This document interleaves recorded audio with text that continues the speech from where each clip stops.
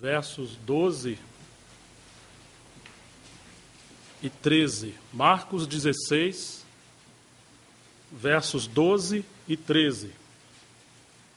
Eu tenho o sentimento de compartilhar sobre as faces da palavra de Deus.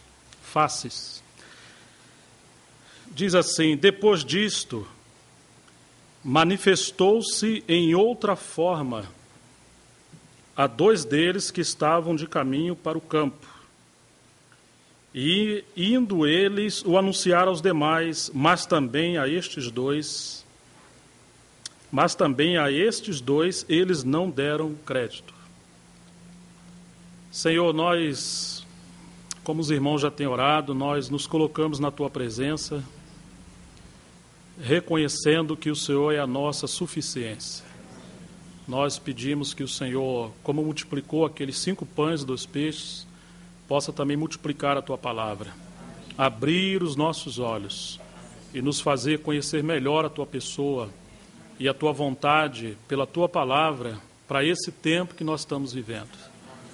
Senhor, que o Teu Espírito possa abrir os nossos olhos, nos dê espírito de sabedoria e de revelação. Aos Teus pés nós estamos, Senhor, eis-nos aqui, no nome de Jesus, para a Tua glória. Amém. Eu fico impressionado como que o Senhor, no treinamento que Ele estava fazendo com seus discípulos, que seriam aqueles que iam levar adiante a sua obra, o Senhor nunca se permitiu ser controlado e sempre criou ambientes aonde eles não poderiam se agarrar a uma forma. Por várias vezes o Senhor mudou o seu estilo de dirigi-los, mudou o seu estilo de lidar com pessoas, lidar com situações, ministrar a pessoas. Ora ele está em Cafarnaum, ora ele está em Jerusalém, ora ele está em Betânia. Em alguns lugares ele tinha uma palavra muito mais voltada aos discípulos, em outros ele falava à multidão, em outros ele falava às sinagogas, às vezes expulsava demônios, às vezes curava e às vezes não fazia nada disso. E às vezes ele saía do meio da multidão e do meio dos discípulos. E muito interessante que Jesus ressuscita e, de propósito, conforme esse texto diz, ele se apresentou de outra forma aos seus discípulos. Parece que uma forma que eles nunca tinham visto. E porque era uma outra forma, esses discípulos que viram anunciar aos outros, os outros não creram. E parece que esse é o nosso problema como povo do Senhor. Nós queremos uma forma, nós queremos um modelo, queremos algo definido para poder nos agarrar e termos certeza de que agora encontramos um modelo adequado. Ao acompanhar a história da igreja, sempre que isso aconteceu, o Senhor se apresentava de outra forma. Ele quer um odre que possa comportar toda a sua plenitude, e nós não possamos diminuí-lo. Tanto é assim que, certa vez, ele estava indo no caminho de Damasco, de Emaús, e dois dos seus discípulos estavam discutindo no caminho sobre a sua morte, achando que ele seria o Cristo, o Messias, e ele pergunta: o que vocês estão discutindo no meio do caminho? Só você que é estrangeiro aqui, você não sabe? E eles começam a falar para Jesus, é o próprio Senhor que está ali, e eles não perceberam, porque Jesus se manifestou como um viajante. E agora ele começa a expor, toda a palavra do Velho Testamento, falando aos seus corações, e só depois, quando ele entra em casa e parte o pão, é que eles reconheceram que era o Senhor. Mas até então, o Senhor está andando com eles, e eles não discerniram que era o Senhor. Quando ele também, após morrer, Maria foi até o sepulcro e os anjos falaram para ela que ele havia ressuscitado, não estava ali. Daqui a pouco Jesus aparece para ela e pergunta o que ela está buscando. E ela fala que está procurando o corpo do Senhor, mas ela pensa que é aquele que está cuidando ali. Não reconheceu que era ele. Depois que chamou pelo nome é que ela reconheceu. Agora você imagina, o Senhor está do lado dessas pessoas, no meio dessas pessoas, falando com seus discípulos, e eles não reconheciam que era a pessoa do Senhor. Por quê? Porque era uma outra forma. Eu penso que o nosso Senhor quer nos treinar de tal maneira, nos dá sensibilidade no Espírito Santo, ao nosso espírito, para que nós não venhamos ficar limitados a algum modelo ou formas, e a gente correr o risco de ignorar que o Senhor quer avançar conosco, porque saiu daquele script que porventura a gente tenha.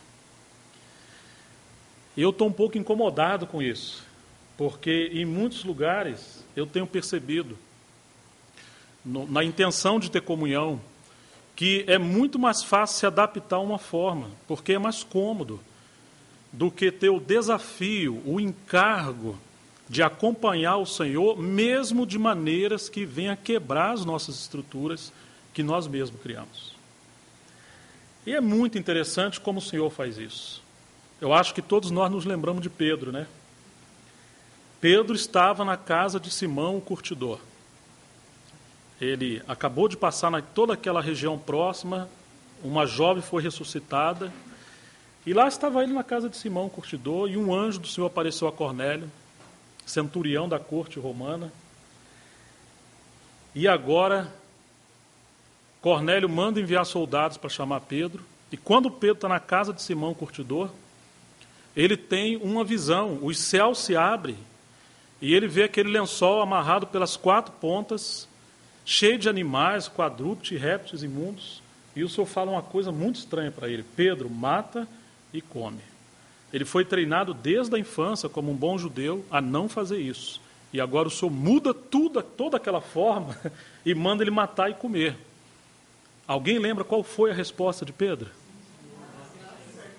Que paradoxo. Não, Senhor. Como que você fala não para o Senhor, se você é um escravo, se você é um servo? Se você fala não ao Senhor, significa que naquela hora você é o Senhor daquela situação. E essa é a questão, irmãos. Às vezes aparecem situações diante de nós que nós nos colocamos como o Senhor. Por quê? Porque fugiu do nosso controle. Muitos ficam para trás, porque o Senhor se apresenta de uma outra forma e não consegue caminhar. Precisamos discernir e definir, vamos seguir formas ou vamos seguir a pessoa soberana do nosso Senhor.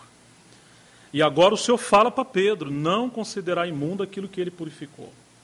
E isso se repetiu por 3 vezes. Nessa hora chegaram os soldados e o Senhor falou para Pedro: Pedro, vai com esses homens que estão te procurando sem perguntar coisa alguma. Que a nossa tendência é o debate teológico, né? Histórico e uma série de coisas. É muito bom nós conhecermos profundamente a palavra. Mas quando essas coisas substituem a pessoa viva do nosso Senhor, nós temos que ter cuidado, porque o objetivo da palavra é nos levar a conhecer mais profundamente a pessoa do Senhor. Não podemos ficar só com a casca da palavra. E lá foi Pedro.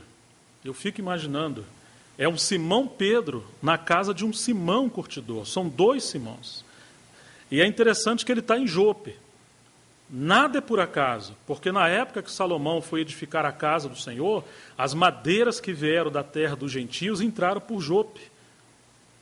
E agora o Senhor havia dado as chaves do reino para Pedro. Ele abriu em Atos capítulo 2, no dia de Pentecostes, ele abriu as chaves aos judeus, a chave da palavra, mas faltava adentrar os gentios.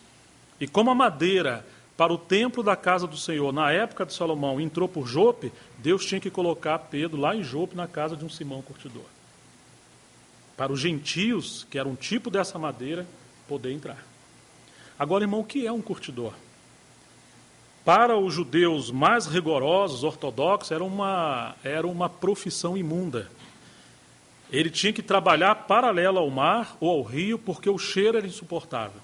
Ele pegava as peles de animais recentemente mortos, ele tinha que limpar, virar pelo avesso, lavar, depois colocar pendurado ao fogo, ao calor do fogo, para aquela pele ficar elástica, e era dali que vinham os melhores odres.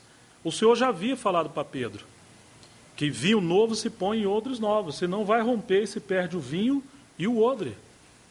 Se a obra de Deus vai avançar através de Pedro, ele é um odre. Ele é um instrumento que Deus está usando. Então Deus teria que colocar Pedro no meio de situações que fugiriam daquela forma que ele conhecia, e revirar Pedro ao meio, de dentro para fora, e começar a tirar a carne do velho homem, do natural, do judaísmo. Em outras palavras, Pedro, está vendo essas peles que estão cheirando mal? Então, Pedro, infelizmente é você. E quando você lê, agora você tem que ler que esse Simão é você também, sou eu, né? Quantas vezes o Senhor nos coloca em situações que nós não sabemos o que fazer? Isso significa que estamos na casa de Simão curtidor e que nós não somos a cabeça.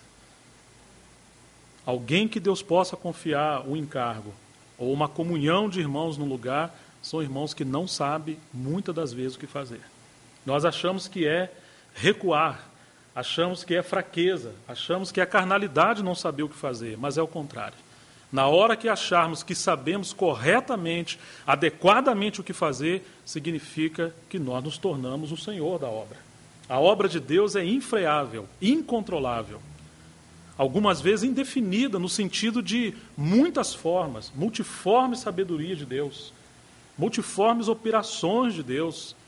No capítulo 4 de Apocalipse você tem um trono, e quando você olha ao trono, você vai ver quantas formas tremendas, enigmáticas aos nossos olhos, está ao redor do trono do Senhor, aqueles 4 seres viventes, aquele arco-íris, quantas coisas tremendas. Significa que quando o Senhor está no trono da igreja, existirão formas no mesmo corpo, mas muitos dons, muitos ministérios, ou vários ministérios, porções diferentes da palavra, manifestações do agir do próprio Deus.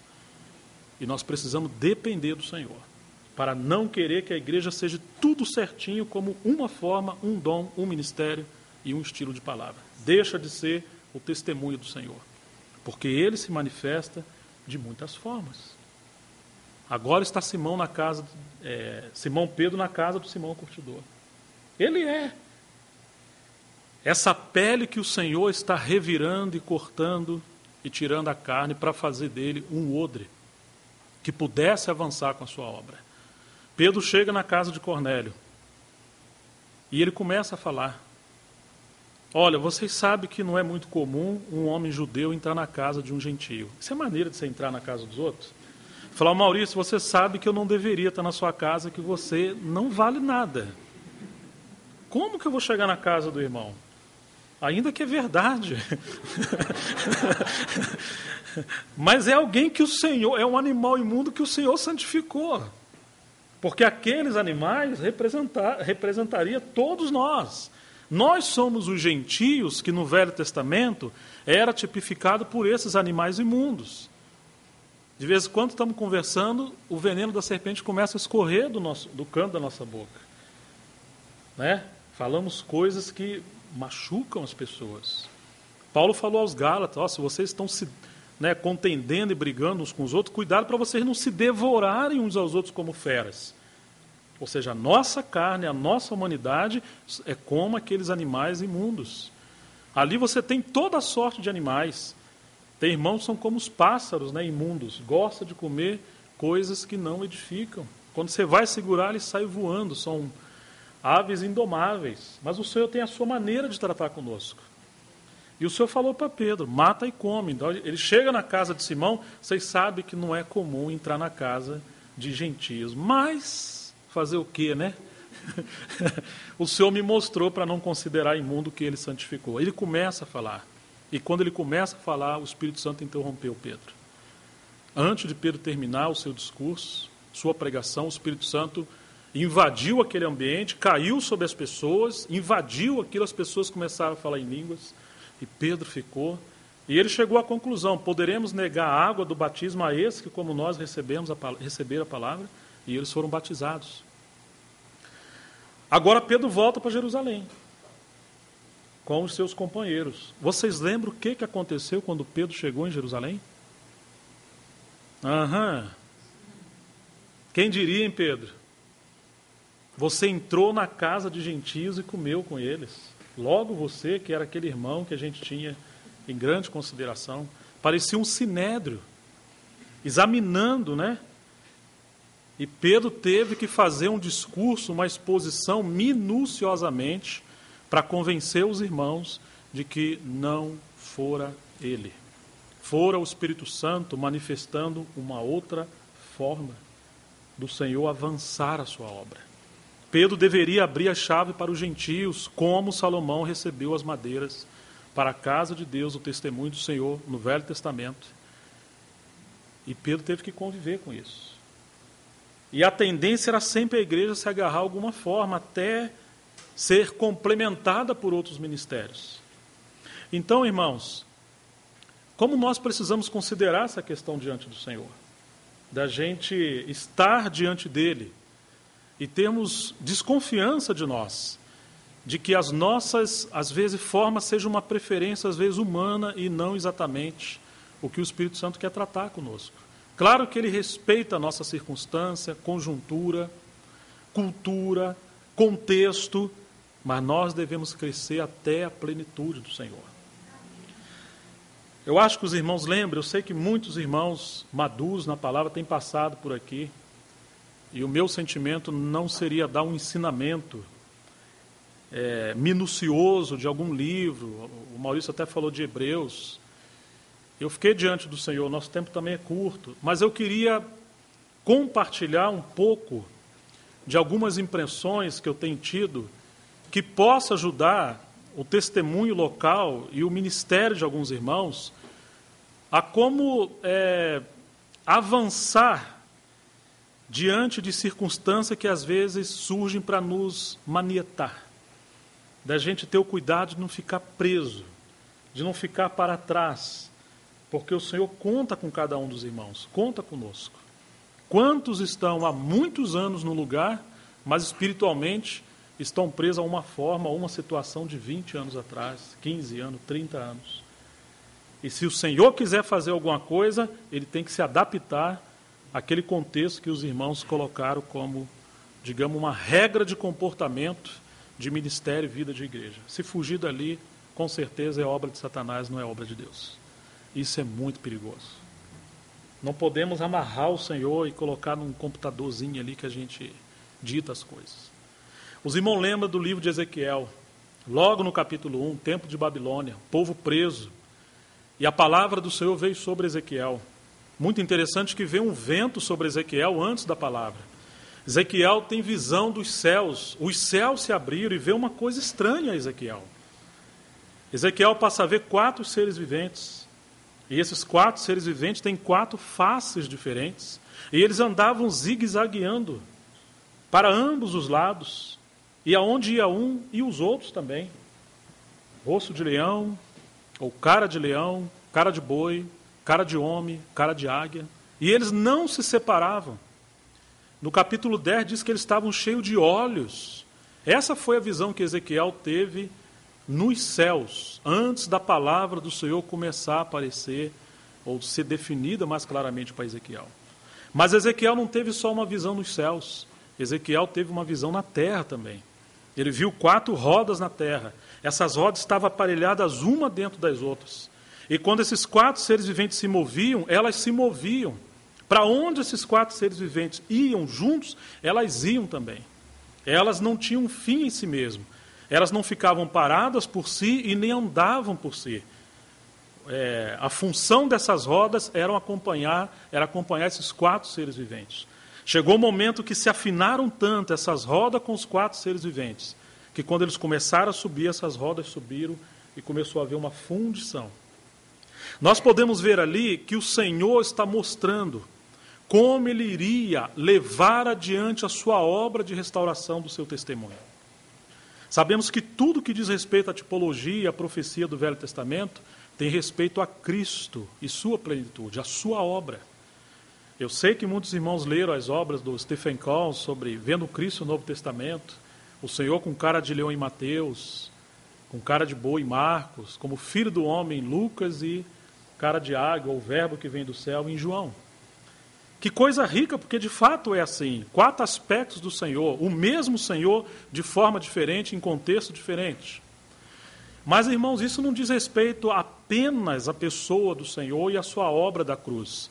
Diz respeito também à obra do Senhor com a igreja, com os ministérios. Nós vimos aqueles 4 seres viventes E nós ficamos presos só aos evangelhos. Mas além dos 4 seres viventes, temos as rodas. Eles estão no céu, as rodas estão na terra. A igreja é tanto celestial como ela está na terra, feita com pessoas de carne e osso como nós. Se o Senhor tem um mover nos céus, ele precisa ter roda na terra para acompanhar.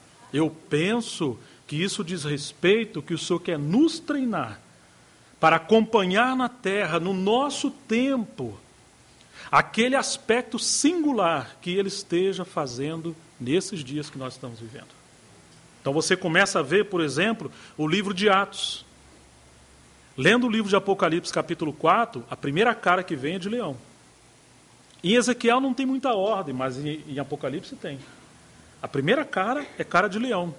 E quando você vê os ministérios, você vai ver que assim como são 4 rostos, os ministérios também, de alguma maneira, são 4 linhas definidas de ministério, que ainda que o Senhor levantou 12 apóstolos do Cordeiro e outros apóstolos do Espírito Santo, esses ministérios caminharam em 4 linhas definidas.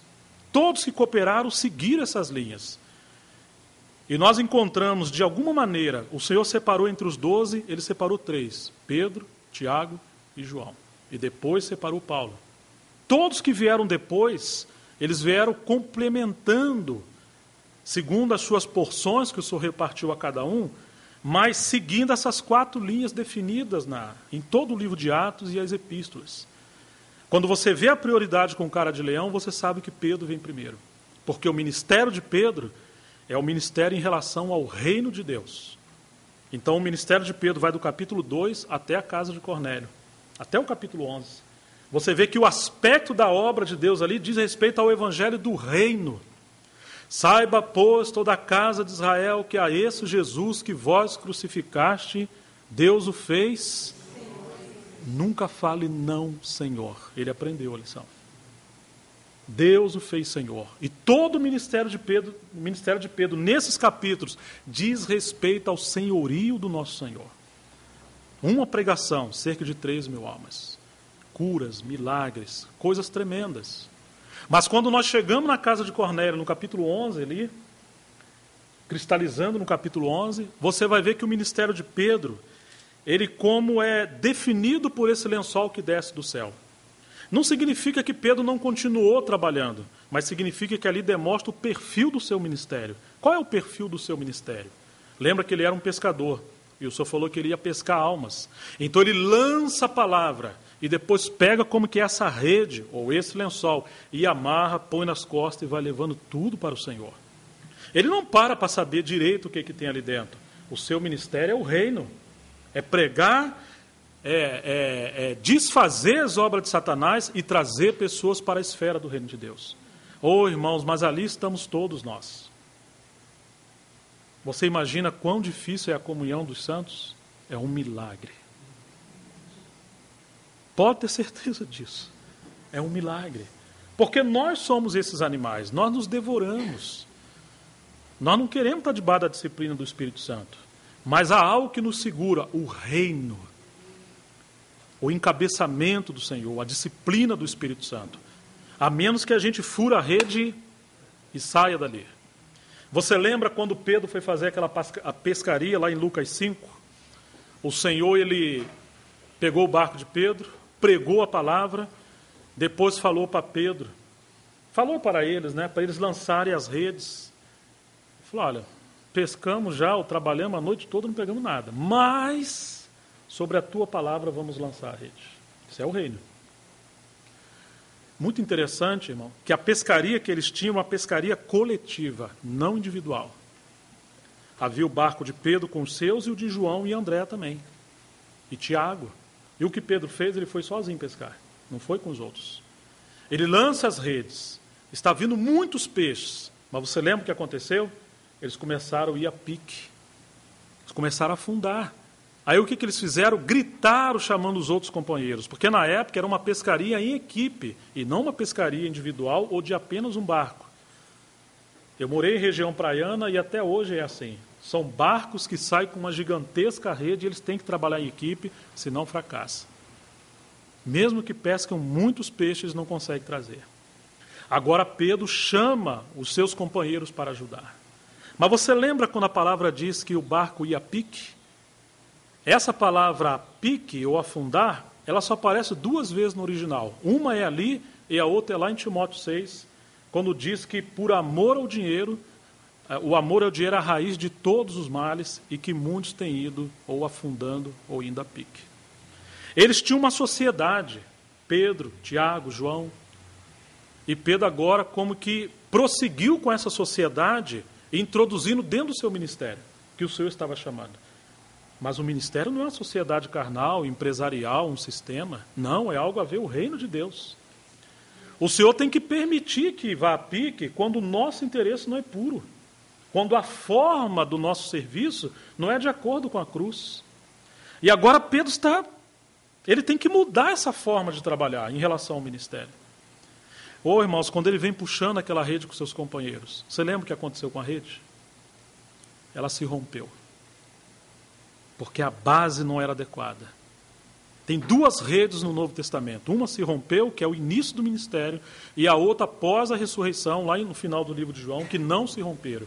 E pegaram 153 grandes peixes, que representa, digamos, a plenitude, ou a totalidade, ou aquilo que o Senhor quer realmente fazer com a sua obra. O que Ele quiser fazer, da forma que quiser, incluindo as pessoas que quiser, não haverá rompimento se for na base da ressurreição. Mas quando é no início, e as coisas não são claras, às vezes há rompimento. Agora eu pergunto aos meus irmãos, que você acha que rompe mais a rede? Peixinho pequenininho ou peixe grande? Quem tem mais força? Esse é o nosso problema. Os irmãos mais velhos, os que se dizem obreiros, normalmente são os que rompem as redes. Não são os crentes novos. Não são os novos irmãos que estão chegando na fé. Se não conhecermos claramente a forma do Senhor agir, a maneira do Senhor levar a sua obra adiante, rapidamente nós rompemos as redes. O ministério de Pedro seguiu até, digamos, de forma definida, ou aquele rosto, aquela cara de leão, até a casa de Cornélio. Quando você acompanha a cronologia não só histórica, mas a cronologia ministerial, da maneira do Senhor agir, ali encerrou o ministério de Pedro. Ele continua trabalhando, mas eu me refiro a estilo de ministério. A cara do querubim mudou. Ou seja, a obra de Deus mudou nos céus e as rodas na terra, ou o ministério na terra, com o corpo de Cristo, deveria seguir aquela palavra profética ou aquele arranjo do Senhor naquele momento no livro de Atos. Se tenta avançar, a rede vai romper. Aí, irmãos, quem vem depois trabalhar? Quando você pula da casa de Cornélio, de quem você se lembra que levou a obra de Deus de forma tão surpreendente? Foi Paulo. Mas aonde aparece o chamamento de Paulo? No capítulo 13, né? Que separai-me Saulo e Barnabé. Então, entre o 11 e o 13, temos o capítulo 12. Lembra que o Senhor treinou 3 discípulos entre os 12. Pedro, Tiago e João. O ministério de João e de Pedro estão bem definidos na Bíblia. Mas quando você pensa em Tiago, não é muito claro para nós. Você não vê ele pregando, curando, viajando, evangelizando, conversando, nada. Eu me refiro ao Tiago, um dos 12, porque o do capítulo 15 é o irmão do Senhor. E o que escreveu a epístola também. Mas aquele entre os 12, você não encontra ele. Ele está no anonimato. O que isso significa, irmãos? Quando o Senhor chama Pedro, ele lança as redes, e o seu ministério é lançar as redes ao reino. Quando você vê Paulo faz tendas. Então Pedro tem que ter uma rede, ou ele tem que ter um lençol, cheio de animais que somos nós, e agora vem Paulo e fala, Pedro, muito obrigado, agora eu vou pegar esse lençol, vou edificar ele como uma tenda. Então tem que ter a cruz. E a cruz é para transformar-nos nesse aspecto dessas feras em ovelha. Aquele que segue a voz do seu bom pastor. A obra da cruz, a obra do Senhor no nosso interior. Por isso temos o livro de Romanos e tantos outros livros que fala desse processo, desse aperfeiçoamento da obra do Senhor em nós. Mas, irmãos, entre o reino e a casa, porque Pedro escreveu 2 epístolas em relação ao reino, Paulo pelo menos 13 em relação à casa, ainda que fala do reino. E Hebreus não sabemos claramente quem foi. Você vê que Paulo trabalhou bastante em relação à casa. Eu sei que muitos irmãos em todos os lugares falaram, eu queria tanto ser como Pedro, ou tanto como Paulo. Mas, irmãos, não existe ligação entre Pedro e Paulo se você não passar o capítulo 12. Porque quando você encontra o capítulo 12 de Atos, você vai ter Tiago. E o que fez Tiago? Ele só aparece uma vez no Novo Testamento. Tiago foi sacrificado ao fio da espada. Você se lembra disso? Vamos olhar?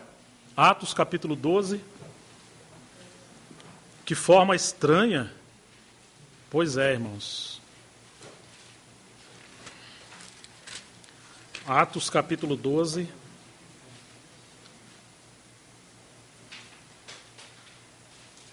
Por aquele tempo mandou o rei Herodes prender alguns da igreja para os maltratar, fazendo passar a fio da espada a Tiago, irmão de João.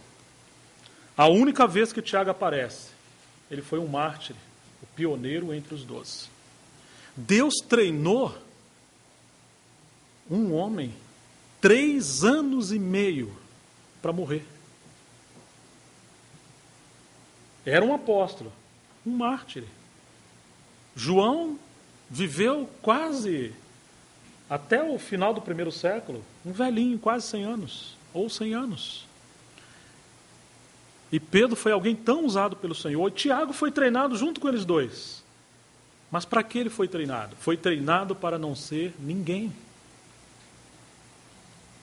Foi treinado para expressar a cruz, o despojamento, a disciplina do Espírito Santo, do Senhor. Quantas vezes, irmãos, querem ser grandes oradores ou mestres da palavra? Mas raramente encontramos irmãos que queiram ser como Tiago, um mártir pelo Senhor. Não é próprio da nossa natureza querer ser um mártir, mas, irmãos, alguns serão treinados para ser um mártir.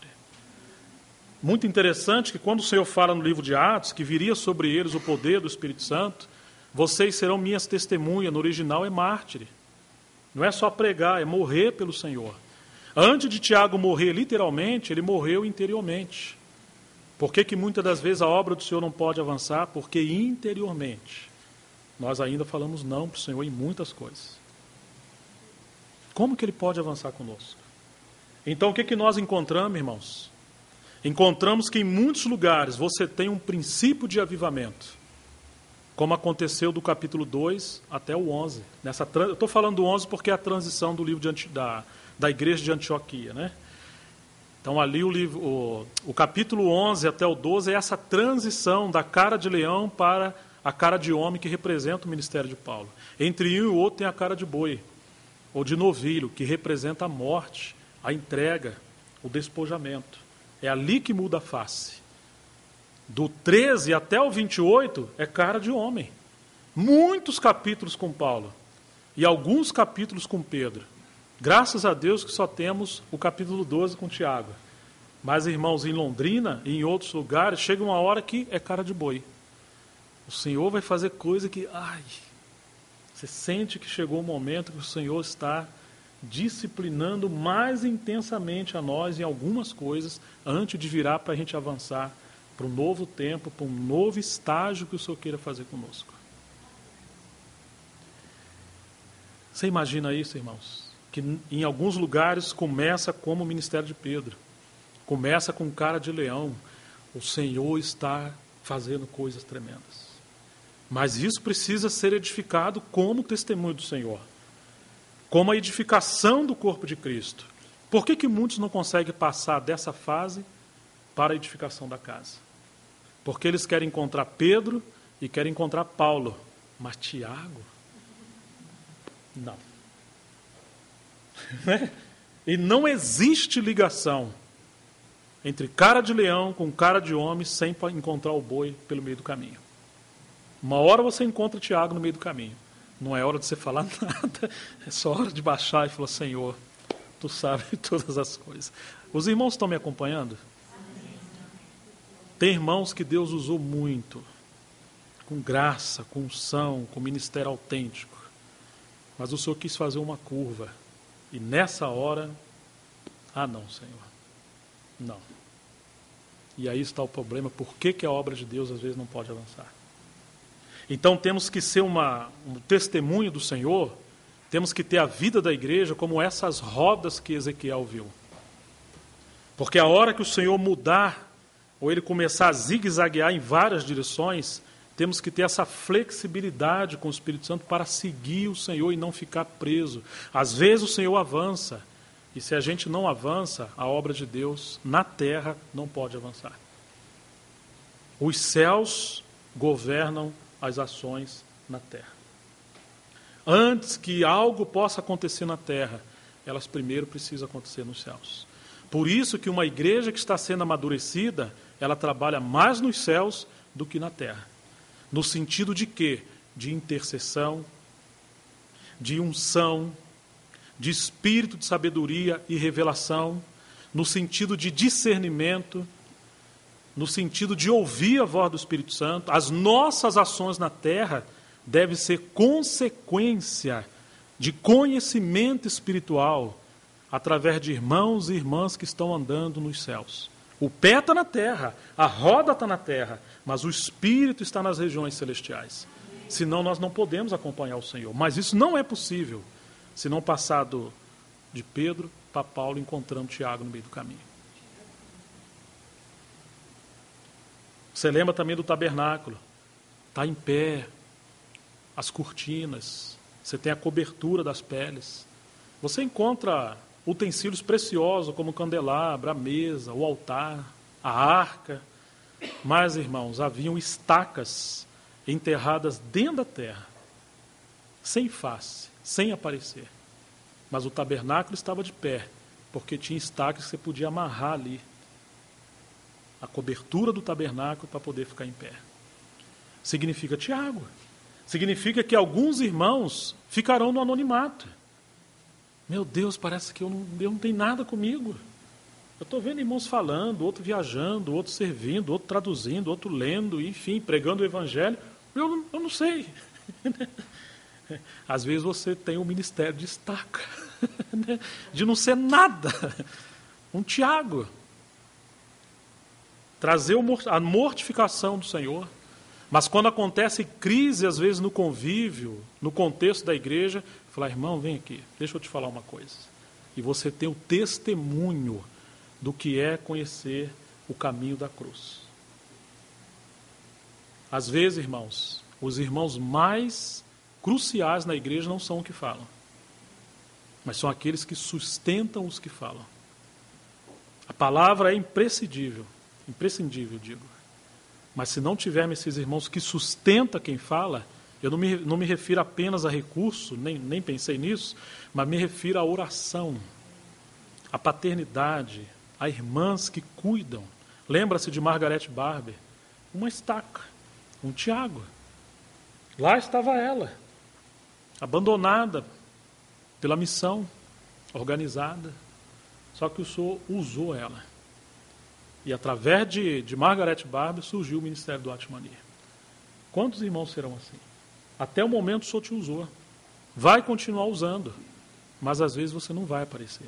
Você não vai ter destaque. Na verdade, mesmo quem serve diante dos irmãos não deve ter nenhum destaque. Não chamar atenção para si. Mas, irmãos, quantas vezes o Senhor quer avançar, mas nós temos uma forma, nós nos agarramos a um aspecto do Senhor. Se Ele apresenta-se de outra forma, a gente já não é mais aquela roda que segue o Senhor. Ficamos presos. Aí nós encontramos o Senhor agindo dessa maneira. Aí temos, então, esse aspecto da cara de homem com Paulo. Quantos caminhos de Paulo. Quantos aspectos tão ricos do ministério de Paulo. Só que chega um tempo que Paulo falou, todos me abandonaram. Lá estava o velho Paulo sozinho, em Roma, preso. E agora vem João. Chegou o momento que apareceu uma outra cara do querubim. Um outro aspecto do nosso Senhor. E João, como ele costurava as redes naquela pescaria de Pedro, quando a rede se rompeu, agora vem João costurando redes também no final do primeiro século. Então nós temos esses aspectos, o reino, a cruz ou a disciplina do Espírito Santo, que às vezes falamos da cruz, mas não conhecemos a disciplina do Espírito Santo.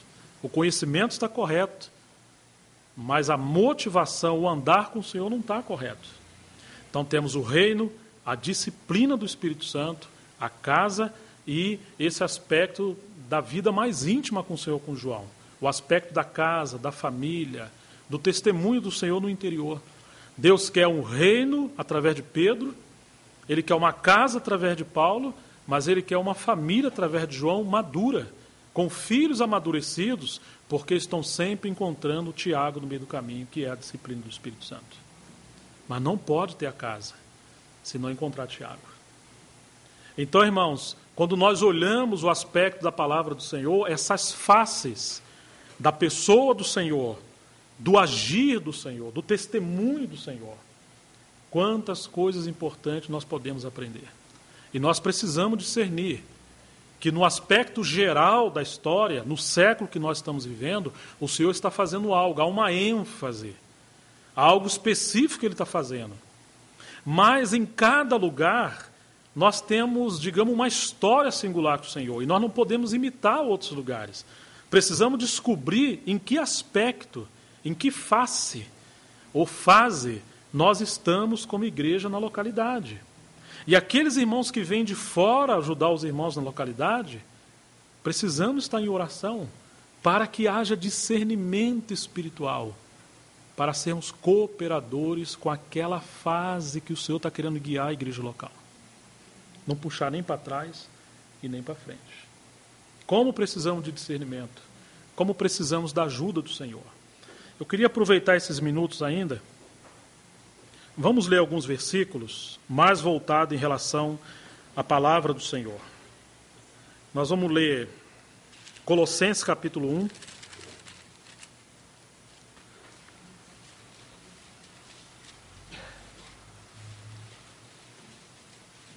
Verso 5.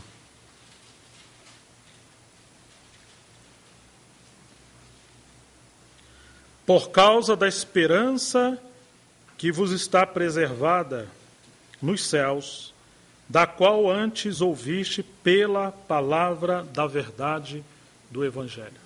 Eu queria ressaltar esse termo, palavra da verdade. Capítulo 3.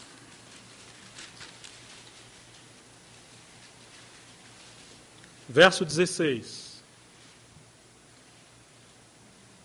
Habite ricamente em vós a palavra da verdade, a palavra de Cristo. Filipenses, capítulo 2.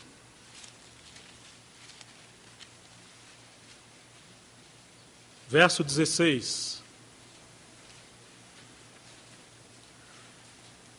Preservando a palavra da vida, para que no dia de Cristo eu me glorie de que não corri em vão, nem me esforcei inutilmente. Palavra da vida. 2 Pedro, capítulo 1.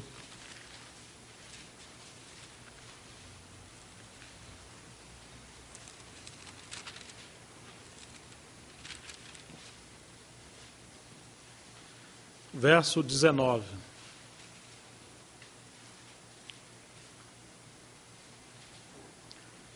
Temos assim, tanto mais confirmada a palavra profética.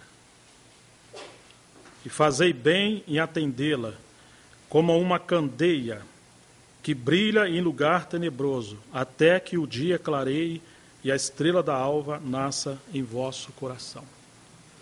Então nós lemos algo sobre a palavra da verdade, do Evangelho. O que mais? Palavra de Cristo, palavra viva, ou palavra da vida, e a palavra profética. E o último, Romanos, capítulo 10.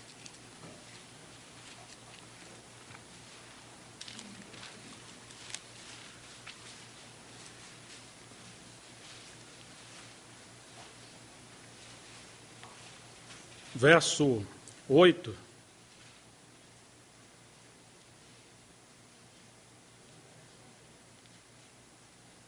Porém, que se diz, a palavra está perto de ti, na tua boca e no teu coração. Isto é, a palavra da fé que pregamos. A palavra da fé. Então nós encontramos que Paulo, alguém que conheceu tão profundamente a palavra do Senhor, ele apresenta também essas faces da palavra. A palavra é uma só, assim como a pessoa do Senhor é uma só, a obra do Senhor é uma só, a igreja do Senhor é uma só, mas existem estágios, facetas, realidades. Quando Paulo está escrevendo à igreja em Colossos, ele fala da palavra da verdade do Evangelho. A palavra da verdade diz mais respeito ao conhecimento da verdade, ao aspecto do logos da verdade, de todo o conselho de Deus ou depósito de Deus. Isso tem muito a ver com os mestres, que são aqueles expositores da palavra. Porque no contexto da carta aos Colossenses é o gnosticismo, são as heresias, são obras do inimigo através de conhecimento, de filosofia, que está bombardeando aqui, os pensamentos, o conhecimento, a questão da fé objetiva. Então, é muito importante conhecermos a palavra da verdade e sermos enriquecidos com elas. Mas quando Paulo fala da palavra de Cristo, isso também aparece em Hebreus, isso aparece em Romanos 16, tem mais a ver com o ensinamento do Senhor, da pessoa e obra do Senhor, aqueles aspectos rudimentares, mais voltados aos novos convertidos, mais voltados àqueles que estão iniciando na fé. Tanto que o livro de Hebreus fala que é para deixar de parte os elementos elementares da doutrina de Cristo, os rudimentos de Cristo. Aí nós podemos prosseguir até a perfeição, ou as novas faces da palavra e das realidades da pessoa do Senhor. Mas se não passamos pela doutrina de Cristo, ou pelos rudimentos de Cristo, como poderemos crescer na palavra da verdade?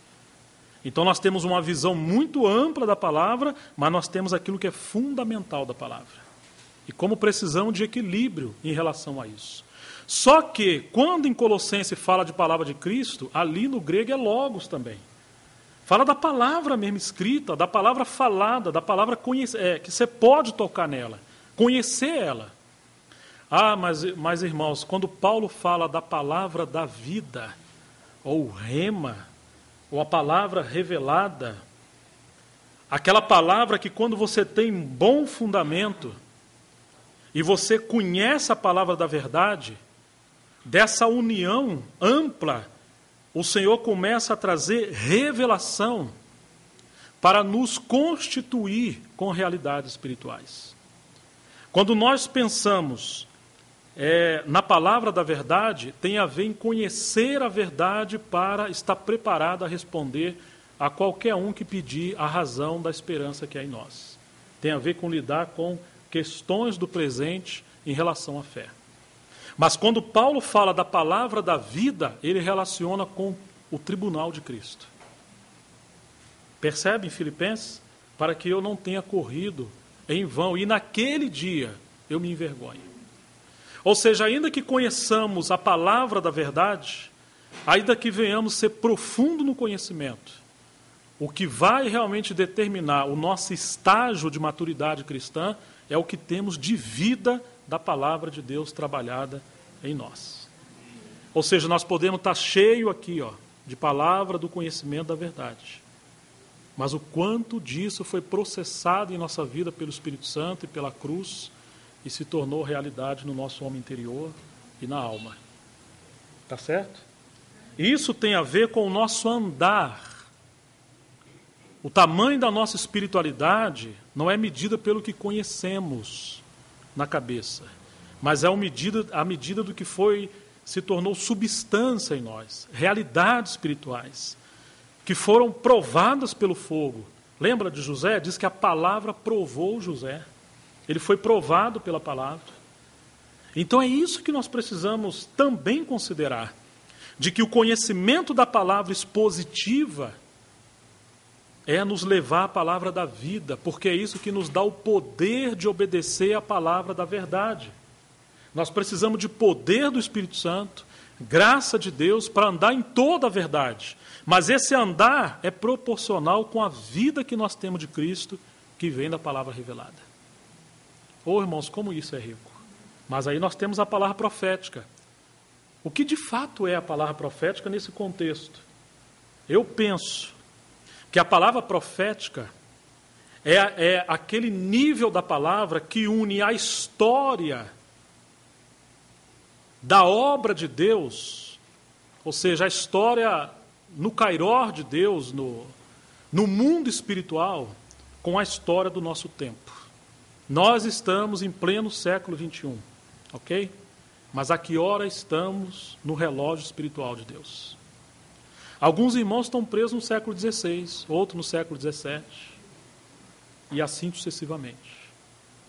Alguns irmãos lêem os livros do Atmani, que são preciosíssimos. Mas se você para ali, você quer dizer que o Senhor chegou só até ali. Me entende, irmãos? O Senhor não avançou em algo mais? Ele não cristalizou algo mais? A nossa tendência é ficar presos. E quando a gente pega o aspecto da palavra profética, diz que é como uma luz que brilha no meio da escuridão. Ou seja, o que traz revelação, não tanto em relação à vida cristã, mas em relação à igreja, é entrar no nível de maturidade como corpo, para as implicações do tempo que nós estamos vivendo. Isso é função do ministério profético. É função da gente acompanhar a palavra profética. Porque são irmãos que têm vida da palavra da vida, que conhecem a palavra da verdade, mas que conseguem ligar em que tempo da palavra de Deus nós estamos na nossa história. Quando você pega Pedro, o Espírito Santo foi derramado no capítulo 2 de Atos. Pedro olha, isso aí que vocês estão vendo é aquilo que Joel falou. Estão prestando atenção? Então isso aqui é o kairós no mundo espiritual, na história terrena. Mas isso aqui é aquela palavra da verdade ou do logos ou a palavra escrita que está se cumprindo nesse tempo. Esse é o ministério profético. Então algumas vezes Pedro e Paulo, que eram profetas e mestres, Paulo era profeta e mestre, Pedro muito profeta, eles falavam, é isso, é por aqui que nós estamos indo, é isso que o Senhor está fazendo. E quando a gente consegue, pela graça de Deus, que isso é obra do Espírito Santo, não de homem algum, e entrar na nossa história, no mundo físico, no tempo espiritual da palavra de Deus, isso desencadeia poder espiritual. As rodas estão andando no tempo da palavra de Deus. Deixe-me dar um outro exemplo. Lá estava Daniel, final dos 70 anos do cativeiro em Babilônia, examinando a palavra da verdade, examinando o Logos, examinando o conhecimento, lendo a palavra. Claro, não era a verdade do Evangelho, mas é a verdade histórica do povo de Deus com Israel. Quando ele está olhando, saltou a palavra profética. Que o tempo que o Senhor falou através do profeta Jeremias, de que duraria o cativeiro do povo de Israel, lá em Babilônia havia terminado. Havia chegado. O que Daniel fez? Misturou intercessão com a palavra profética. E esse é o segredo do ministério de oração da igreja. Intercessão com o agir de Deus no mundo espiritual. Isso é ministério de oração. E quando essas coisas se unem, são meios do Senhor avançar a sua obra naquilo que Ele tem no nosso tempo. Nós não podemos ficar presos ao nosso tempo por estarmos presos a formas. Deus nos trouxe até aqui. Glória a Deus por isso. Mas nós queremos avançar. Se Ele quer mudar a face da sua obra, do seu agir, pela palavra, Senhor, tenha misericórdia de nós. Não deixa nossas rodas estar enferrujada por falta do óleo do Espírito, que é a unção. Não deixa nosso conhecimento da palavra da verdade nos levar a ser homens racionais, lógicos, meramente eruditos da palavra, mas sem o frescor da chama do Espírito no nosso interior. Compreende o que eu estou falando, irmãos? Daniel entendeu. O que Daniel começou a fazer, irmãos? Intercessão. Não apenas oração, intercessão. E agora, quando Daniel começa a interceder, você se lembra o que aconteceu nos céus? 21 dias esse homem jejuou.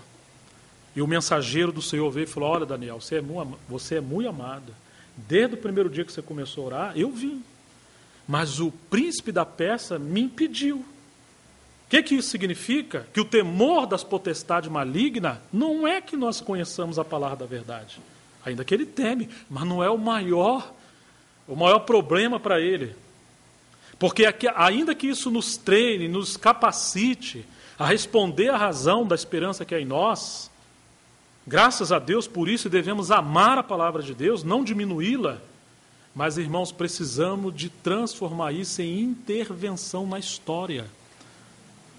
O mar da dificuldade, o céu de bronze também, precisa romper para Deus avançar. Quando Satanás viu que Daniel entrou no espírito profético, que isso é uma palavra de profecia, que intervém na história, Satanás se levantou. Veio um outro mensageiro do Senhor e lutou, e liberou, agora ele veio falar com Daniel.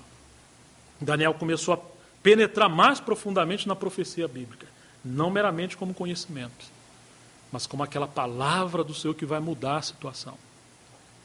Irmãos, qual foi o resultado disso?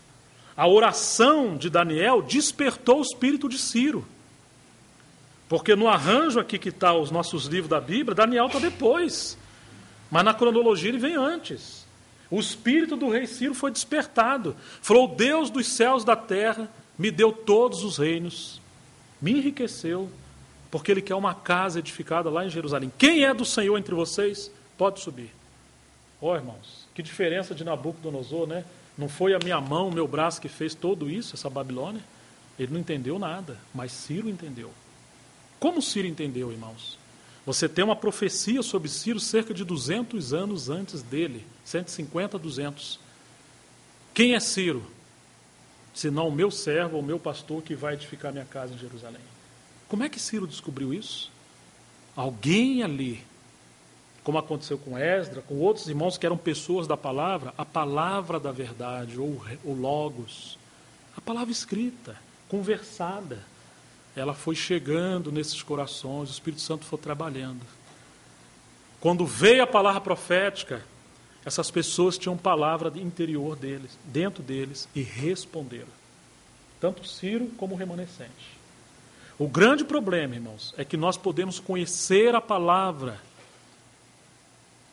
conhecer o Logos, a palavra escrita, mas se não formos pessoas treinadas pelo Espírito Santo, não acompanharemos a palavra profética, que nos leva a mudar de estágios.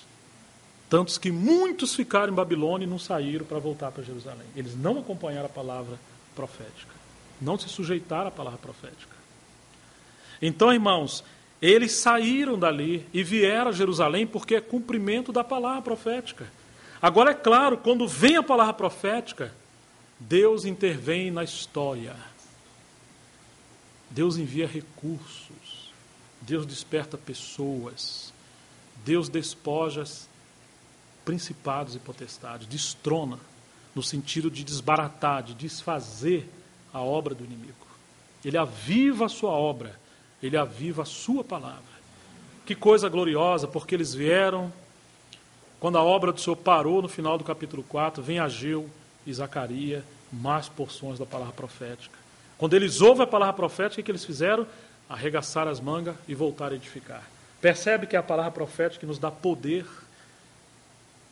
porque já temos o conhecimento, mas ela nos dá o poder de nos levantar como testemunho e avançar a nova fase. Tem que edificar a casa. Depois vem Esdras, depois Neemias. Então, irmãos, em muitas partes das Escrituras, nós temos essa relação, claro, de maneira que precisamos que o Espírito Santo nos ajude a encontrar isso. De que a palavra plena dela, a palavra escrita, gera vida cristã em nós. A palavra da vida. Isso nos leva a ter uma conduta correta, uma vida cristã adequada, uma comunhão com os nossos irmãos. Isso tem a ver com o tribunal de Cristo. Porque naquele dia, nós vamos prestar conta daquela vida que o Senhor nos deu para obedecer da sua palavra escrita. Que Deus nos livre de ter muito conhecimento da palavra da verdade, mas ter uma palavra da vida desse tamanho. Me entende, irmãos? Que seja proporcional. Mas que o Senhor nos leve a que muitos de nós que temos estudado as Escrituras e conhecido homens e irmãs da palavra, e temos crescido também um pouco, pelo menos um pouco na palavra da vida, que o Senhor nos ajude como igreja a entender a palavra profética para o tempo que nós estamos vivendo. Eu não me refiro a uma exortação de alguém com ministério profético, como está em Coríntios 14, né? Fala em 2 ou 3 profetas, uma palavra de edificação, de exortação. Não é isso que eu estou falando. Eu me refiro a uma palavra que une o kairós da obra de Deus com o tempo que nós estamos vivendo e nos leva a entrar no tempo da palavra. A palavra tem tempo. Você vai vendo que o desenvolvimento da história, das civilizações e do mundo, nada mais é do que a progressão da palavra profética na igreja. Quando Deus age na igreja, a repercussão é histórica. E é isso que nós precisamos nesse tempo. O cenário mundial, o cenário em muitos lugares que antecede a volta do Senhor, eles andam juntos com o cumprimento da palavra profética. Nós poderíamos até relacionar Israel com a igreja. Israel como um ponteiro pequeno, devagarzinho, e a igreja como aquele ponteiro grande. Muitas coisas acontecem na igreja, e às vezes em torno de poucos eventos em Israel. Mas se a gente quer entender o kairós da palavra de Deus, tem que acompanhar a obra do Senhor em relação a Israel e a igreja. São 2 ponteiros. Um vai rápido. Muitas coisas estão acontecendo na igreja. Em Israel vai devagar. Mas o Senhor está agindo. Então, queridos, que o Senhor nos ajude. Palavra da verdade, palavra da vida, palavra de Cristo e a palavra profética. A palavra profética é como essa luz, meu Deus. A gente está estudando é fé, mas o que o Senhor quer conosco aqui, hein? E o que o Senhor está fazendo com Londrina, Londrina não pode imitar de outro lugar, nem outro lugar, é algo singular. A palavra é uma, a obra do Senhor é uma, mas o Senhor tem algo específico com os nossos irmãos. Né? Que possamos entrar no espírito que o Senhor está agindo em Londrina. E isso desencadeia mais do agir do Senhor para que a sua obra possa avançar. Irmãos, que o Senhor nos ajude, que o Senhor tenha misericórdia de nós. Se o Senhor nos ajudar, nós parece que teremos mais um tempo no sábado, né? Se for do agrado dele, poderemos considerar um pouquinho mais, porque temos a palavra da fé, né? Precisamos de fé. Vamos orar, né? Ó Senhor Jesus, nos sentimos como criancinhas diante da grandeza do Senhor, da sua palavra. Às vezes o Senhor nos coloca na casa de Simão, curtidor. Aos nossos olhos o lugar é imundo, inadequado, não deveríamos estar ali. Coisas que saem das nossas mãos acontecem. Mas nós sabemos que o Senhor está mudando a forma, nos limpando, nos corrigindo, para sermos um odre novo, para podermos conter aquilo que o Senhor está fazendo e quer avançar conosco. Senhor, nos ajude a que essas faces da palavra do Senhor, realmente nós possamos ser flexíveis, como aquelas rodas em Ezequiel, para acompanhar os arranjos do Senhor nesse tempo. Nós não queremos ser irresponsáveis, levianos, não queremos ser precipitados em nada, mas também não queremos ser inflexíveis, Senhor, radicais. Tenha misericórdia de nós. Nos dê um espírito correto para seguirmos pós o Senhor. Muito obrigado, Senhor, muito obrigado. Nós nos colocamos nas Tuas mãos e é para a Tua glória. No nome de Jesus. Amém.